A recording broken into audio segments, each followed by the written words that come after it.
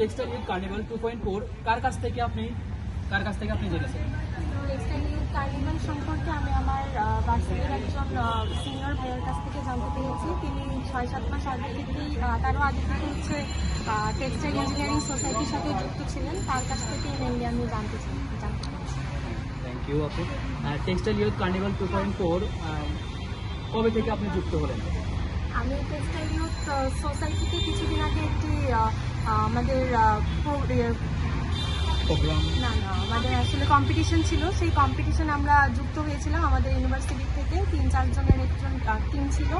তো সেখানে আমরা থার্ড রাউন্ড পর্যন্ত হচ্ছে এসেছিলাম। তারপরে এখানে আমাদের সার্কুলার দিয়েছিল যে টেক্সটাইল ইউথ কার্নিভাল 2.4 হচ্ছে।